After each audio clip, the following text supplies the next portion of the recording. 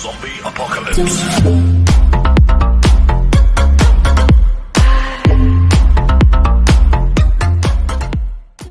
She looked at her students and said that she loved them all the same. However, that was impossible because there in the front row, slumped in his seat, was a little boy named Teddy Stell.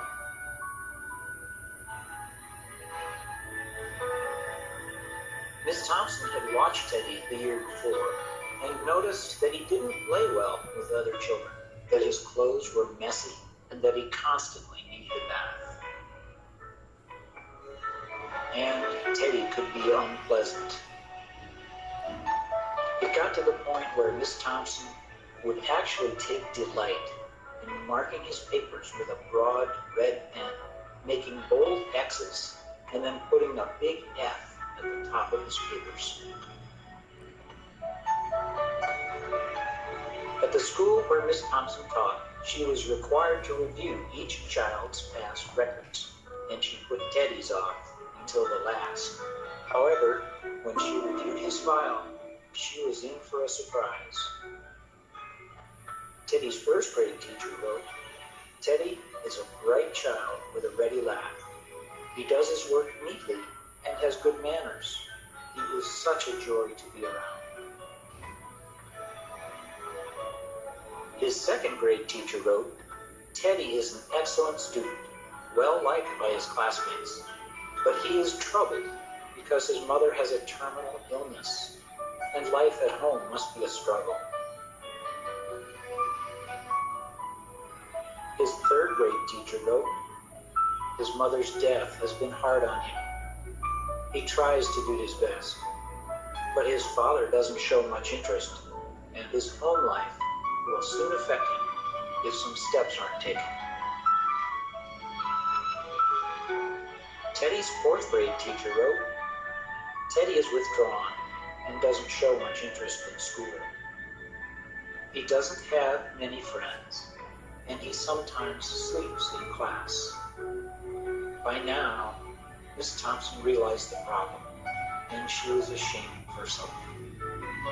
She felt even worse when her students brought her Christmas presents wrapped in beautiful ribbons and bright paper, except for Teddy's. His present was clumsily wrapped in heavy brown paper that he got from a grocery bag. Miss Thompson took pains to open it in the middle of the other presents.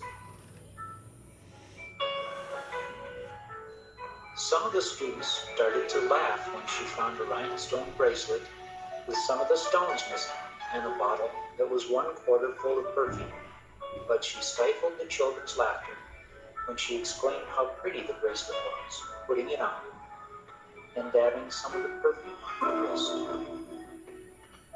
Teddy Stallard stayed after school that day, just long enough to say, "Miss Thompson, today you smell just like my mom used to." After the children left, she cried for at least an hour. On that very day, she quit teaching reading, writing, and arithmetic. Instead, she began to teach children. Miss Thompson paid particular attention to Teddy. As she worked with him, his mind began to come alive. The more she encouraged him, the faster he responded. By the end of the year, Teddy had become one of the smartest children in the class. And despite her lie that she would love all the children the same, Teddy became one of her teacher's pets.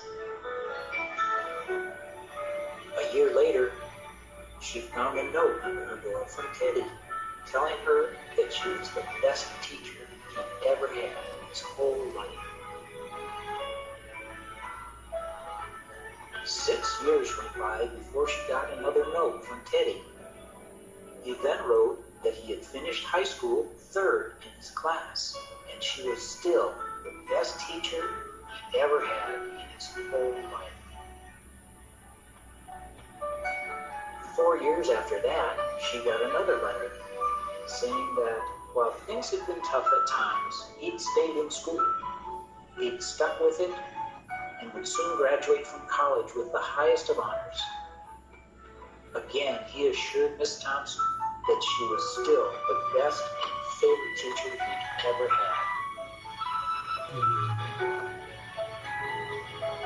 Then 4 more years passed, and yet another letter came. After he got his bachelor's degree, he had decided to go a little further. She was still the best and favorite teacher he'd ever had. But now his name was a little longer. The letter was signed Peter F. Staller, M.D. The story does not end here. There was yet another letter that spring. Teddy said he'd met this girl and was going to be married. He explained that his father had died a couple of years ago, and he was wondering if Miss Thompson might agree to sit at the wedding in the place that was usually reserved for the mother of the groom. Of course, Miss Thompson did. And guess what? She wore that bracelet, the one with several rhinestones missing. Moreover, she made sure she was wearing the perfume that Teddy remembered his mother wearing on their last Christmas together. They hugged each other, and Dr. Staller whispered in Miss Thompson's ear, "Thank you for believing in me. Thank you so much for making me feel important and showing me that I could make a difference." Miss Thompson, with tears in her eyes, whispered back. She said, "Teddy, you have it all wrong. You were the one who taught me that I could make a difference. I didn't know how to teach until I met you."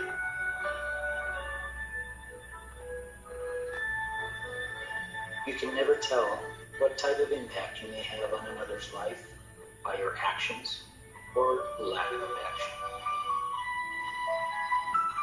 Please consider this fact in your venture through life, and just try to make a difference in someone else's life today.